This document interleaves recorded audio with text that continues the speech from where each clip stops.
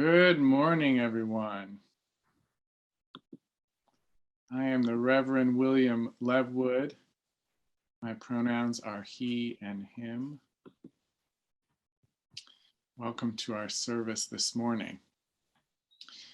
As we begin our service, I invite you to close your other windows or apps and devices, to take a deep breath, and to center yourself for worship.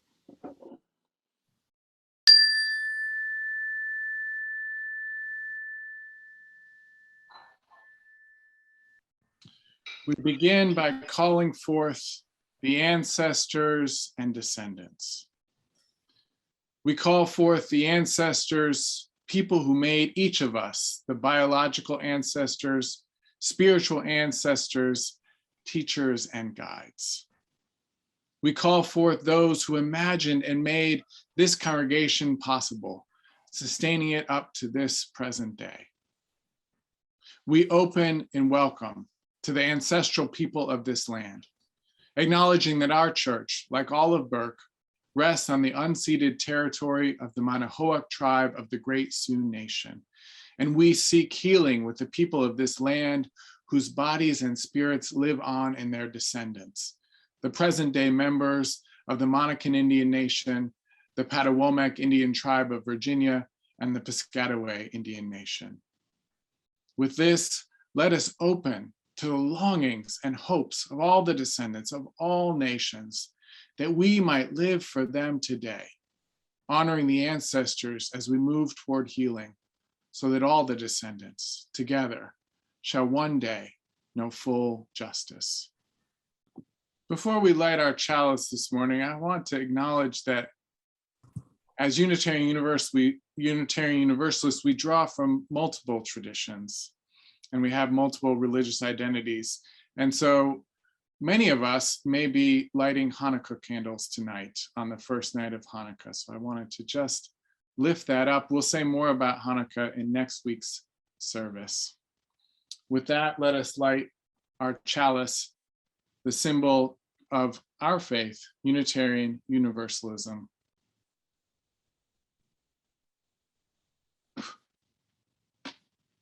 Unitarian Universalism is the faith of the open mind, the faith of the loving heart, the faith of the helping hands. Good morning. We welcome you to Accotink Unitarian Universalist Church live stream worship service. I am Sheila Doles.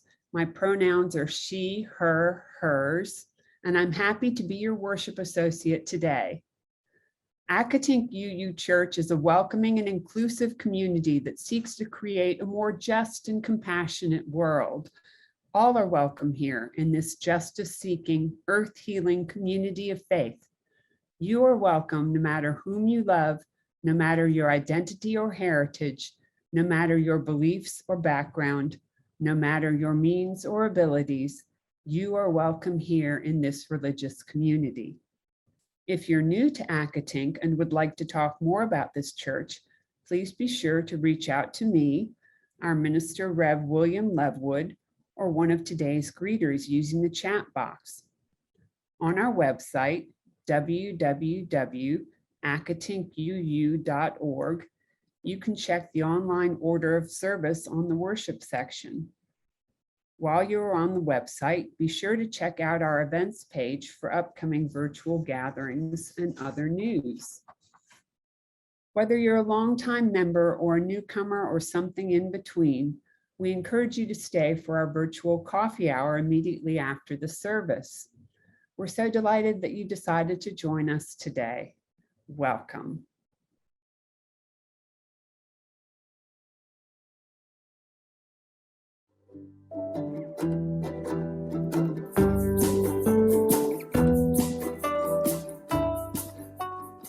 Hello, Future Titans. Today's story is We Are Water Protectors. It's written by Carol Lindstrom and illustrated by Michaela Godey. Water is the first medicine, Nokomis told me. We come from water. It nourished us inside our mother's body as it nourishes us here on Mother Earth. Water is sacred, she said. We stand with our songs and our drums. We are still here. The river's rhythms run through my veins, runs through my people's veins. My people talk of a black snake that will destroy the land, spoil the water, poison plants and animals, and wreck everything in its path. When my people first spoke of the black snake, they foretold that it wouldn't come for many, many years. Now the black snake is here. Its venom burns the land, courses through the water, making it unfit to drink. Take courage. I must keep the black snake away from my village's water. I must rally my people together to stand for the water, to stand for the land, to stand as one against the black snake. We stand with our songs and our drums. We are still here. It will not be easy. We fight for those who cannot fight for themselves, the winged ones and the crawling ones. The four-legged, the two-legged, the plants, trees, rivers, and lakes. The earth, we are all related. Tears like waterfalls stream down, tracks down my face, tracks down my people's faces. Water has its own spirit, Nokomi's told me. Water is alive. Water remembers our ancestors who came before us, she said. We stand with our songs and our drums. We are still here. We are stewards of the earth. Our spirits have not been broken. We are water protectors. We stand. The black snake is in for the fight of its life. This is the Earth Steward and Water Protector Pledge. I will do my best to honor Mother Earth and all its living beings, including the water and the land. I will always remember to treat the earth as I would like to be treated. I will treat the winged ones, the crawling ones, the four-legged, the two-legged, the plants, trees, rivers, lakes, the earth, with kindness and respect. I pledge to make this world a better place by being a steward of the earth and a protector of the water. The end. Unitarian Universalism is unique among faith traditions, at least as far as I'm aware, in how we draw from multiple sources, from multiple religious traditions, from non-religious sources like science, from all different kinds of sources, including our own experience. And sometimes, because we believe that revelation is ongoing and can be found in the most unexpected of places, we even find wisdom in contemporary sources, in pop culture, in Disney movies. So today I'm going to share with you some exegesis of the movie Frozen 2. The movie Frozen 2 hinges on what's been kept hidden. Early in the movie, Elsa hears a strange voice, a siren calling to her. When Elsa answers this call, the elements, the very elements of nature seem to revolt against Arendelle, rising up and threatening the idyllic kingdom. The citizens flee quickly to high ground. And that's when the rolling rock trolls arrive. And the troll sage says to Elsa, I hope you're prepared for what you've done. Angry, magical spirits are not for the faint of heart, he warns. And Elsa's sister Anna asks, why are they angry? What does all of this have to do with Arendelle? The wise troll responds to Anna's question. Let me see what I can see, he says. The past is not what it seems. A wrong demands to be righted. Arendelle is not safe. The truth must be found. Without it, I see no future. Anna and Elsa, Kristoff and Sven and Olaf journey to the enchanted forest to find the truth, the wrong that demands to be righted. In many ways, it's the past they journey to, meeting the people of Northuldra and a party of soldiers from Arendelle trapped in the enchanted forest. Frozen, if you'll forgive the pun, frozen in a moment in time. And here is the mystery.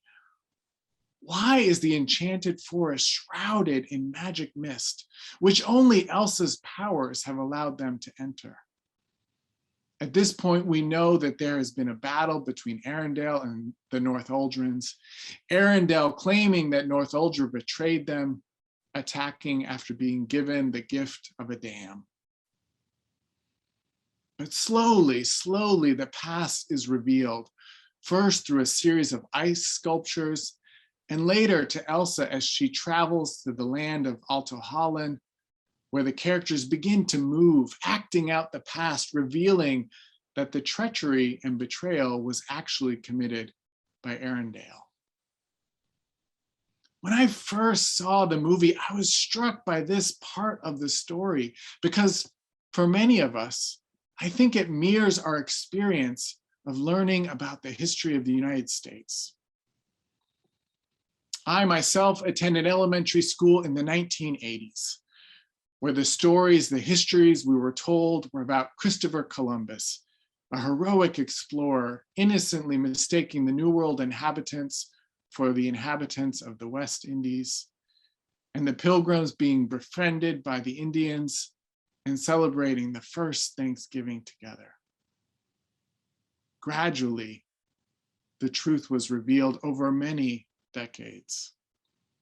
I remember questioning my 9th grade world history teacher about why our world history class seemed to ignore the history of most of the world, seemed to focus only on European history. But my 9th grade world history teacher was unmoved by my protestations. I remember later reading the book Black Indians, an account of the interactions between Indigenous Americans and displaced Africans in the United States, the only book of its kind at the time, all other history books framing history solely through the European American perspective. When I approached my 11th grade American history teacher, he, just like my world history teacher, he saw no need to incorporate any of this history into his teaching. And it wasn't until I was in seminary that I learned that one of the first uses of the term Thanksgiving in American history happened in 1637, when a feast of Thanksgiving was declared by the governor of the Massachusetts Bay Colony in celebration of a massacre of several hundred Pequot people, young and old, after their village was burned to the ground as they observed their annual green corn dance.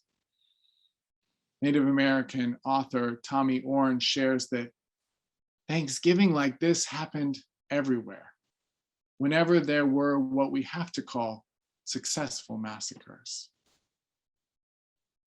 In this way, the discovery in Frozen 2 that the so-called good guys, the people of Arendelle, were actually the ones who carried out a treacherous betrayal mirrors a discovery many of us have experienced in our own journey of coming to learn the truth about our own history. In his book, Our History is the Future, Standing Rock versus the Dakota Access Pipeline and the long tradition of Indigenous resistance, historian Nick Estes asked the question, how does one relate to the past? And he gives this answer. He says, settler narratives use a linear concept of time to distance themselves from the horrific crimes committed against Indigenous peoples and the land. This includes celebrating bogus origin stories like Thanksgiving. But indigenous notions of time consider the present to be structured entirely by our past and by our ancestors. There is no separation between past and present, meaning that an alternative future is also determined by our understanding of the past. Our history is the future. In Frozen 2, water reveals the hidden past, teaches us how our history is our future. The ice sculptures, as I mentioned, reveal the first clues. Elsa and Anna's parents' shipwreck in the North Sea reveals more clues. And then Elsa travels across the ocean on a magical water horse to an ice palace, to the mythical river where the treachery and betrayal is revealed to her. But perhaps the most important use of water to tell this story is the dam itself. In the movie, there's no elaboration on why the dam, a gift from Arendelle to the North Uldrins, is actually an act of treachery. We're only told that the dam is robbing the land, and by extension, the North Uldrin people, of health and vitality. Now, I have no idea what inspired the creators of Frozen 2, but the parallels between the dam in Frozen 2 and the history of the Fort Peck Dam, constructed on the Missouri River in Montana in 1933, and the subsequent 1944 Pick-Sloan Plan and Flood Control Act are striking. Both have been sold as examples of progress while robbing the land of indigenous habitants, and by extension, the people themselves, of health and vitality. As outlined in the book I mentioned a few moments ago by historian Nick Estes, President Franklin D. Roosevelt authorized the Fort Peck Dam under the 1933 National Industry Recovery Act, part of the New Deal. 10,000 jobs were created in the building of, quote, what was at the time of its construction the largest dam on Earth. Estes continues telling us, regional histories celebrate the dam as a historic engineering masterpiece, and it is considered instrumental in pulling Montana and the region out of the Great Depression. He points out that what's usually not mentioned in these regional histories is the removal of 350 Nakota, Dakota, and Assiniboine families on the Fort Peck Indian Reservation, and the flooding of an earlier Indian Affairs irrigation projects that had benefited Native farmers. The Pick-Sloan Plan was even more devastating, displacing more than 900 Native families, 1/3 of their overall population, while flooding over 600,000 acres of land in South Dakota and North Dakota, over half of which, more than 300,000 acres, belong to the Yankton, Lower Brule, Crow Creek, Cheyenne River, Standing Rock, Rosebud, Santee, and Fort Berthold reservations. According to historian Michael Lawson, the Pick-Sloan dams destroyed more Indian land than any single public works process in the United States history. US President John F.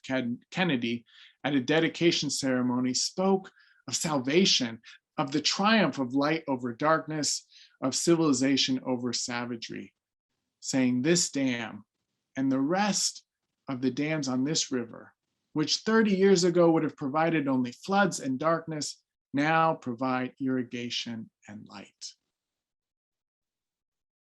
In reality, the loss of resource-rich lands that provided an abundant and replenishing amount of beans and wild plums, chokecherry, buffalo berries, wild game, plant medicines, and a bountiful timber supply would impoverish the native peoples of that land who have yet to be properly recompensed for the flooding of their lands. While the story told in Frozen 2 begins to reinterpret history, sharing a fictional story that mirrors important but often missing parts of the American story, it also doesn't go nearly far enough. The damming of Dakota lands would be fertile soil for the continuation of indigenous resistance movements which stretched through the second half of the 20th century and into the 21st, including Standing Rock's No DAPL, No Dakota Access Pipeline resistance throughout the last decade. In Frozen, there's no organized collective resistance. In its place, we have the story of two privileged sisters heroically freeing an indigenous people from their colonial oppression. Still, it's something to have part of the story retold more truthfully. Olaf tells us early in the movie that water has memory, and we are given a story that encourages us to look to our traumatic past as an essential practice in crafting a future for ourselves as a human community. The past is not what it seems, we're told. A wrong demands to be righted, the truth must be found. Without it, the movie says, there is no future. As historian Nick Estes reminds us, drawing on the wisdom of his indigenous community, our history is the future. And if we look back far enough, most of us have a shared history. It's a history of colonial expansion at the expense of indigenous peoples and the land itself. If you're a white American like myself, you probably don't spend too much time reflecting on this part of your ancestral story. But the colonial conquest of the Americas was preceded by imperial Christianity's colonial conquest of Europe, a violent conquest of those not yet civilized into Christianity by those recently civilized into Christianity. Whatever your race or ethnicity, somewhere in your past are likely ancestors who were indigenous to some place, the vast majority of whom had their indigenous culture violently repressed in the name of some conquering force that claimed to be more civilized, whether that be in Europe, in China, or across the forest, plains, and coasts of Turtle Island. Mini Wichoni, water is life. Water has memory. Our history is the future. Colonial conquest has brought us to this moment in our history. And just as in Frozen 2, the very elements of earth, water, fire, and air are in revolt against us. The climate crisis devastating people and communities across the globe. Frozen 2 speaks of a fifth spirit, a fifth element. Anna says to Elsa, "You're the fifth spirit." And Elsa responds that the fifth spirit is a bridge, and that a bridge has two sides, just as Anna and Elsa are two sisters. A bridge is a beautiful image for what this fifth spirit might be. The fifth spirit as a bridge between peoples, between humanity and the rest of the more than human world. The fifth spirit as partnership, as community, as love. And the fifth spirit can also be seen as a bridge between the past and the future. Remember what historian Nick Estes teaches us, that indigenous notions of time consider the present to be structured entirely by our past and by our ancestors, that there is no separation between past and present, meaning that an alternative future is also determined by our understanding of the past. Our history is our future. This too is the fifth spirit, the reminder that we must heal our past if we're to have a future. So far, I've left out of this telling part of the troll's advice, which says that when one cannot see the future, all one can do is the next right thing. The fifth spirit is also this doing of the next right thing, even when, especially when things seem most hopeless. Anna does this in the movie's climactic moment, shouting to the stone giants, shouting, "Wake up!" goading them into destroying the dam. These stone giants are our ancestors too. And we need to be willing to destroy the dams that are holding back the waters, the very essence of life as flow. These are the giants of our collective ancestral trauma, waking up to a wrong that demands to be righted, calling out, wake up, get woke, get free. I'm grateful for how Frozen 2 begins to reveal our hidden past. Grateful for how it shows us there is no future unless we make reparations to right past wrongs. And yet, if you'll allow me, I'd like to offer an alternate ending. I don't want Elsa to swoop in with her magical ice powers to freeze the flood that would wipe out Arendelle, like some technological fix that will painlessly save us from the climate crisis and all the consequences of our past and present wrongdoing. And then life goes on pretty much as before, except Anna's queen now instead of Elsa, and now there's a Black character in Arendelle living the good life. I just can't believe in that ending. I want it to end less like a Disney film and more like a Studio Ghibli film. In my imagination, it's a Miyazaki film, and Arendelle is destroyed by the flood. And the final scenes are not of a coronation, but of Anna coming into her own by sifting through the rubble with her people, turning to elders who tell her of another disaster in the not too distant past, and how they survived and how they rebuilt.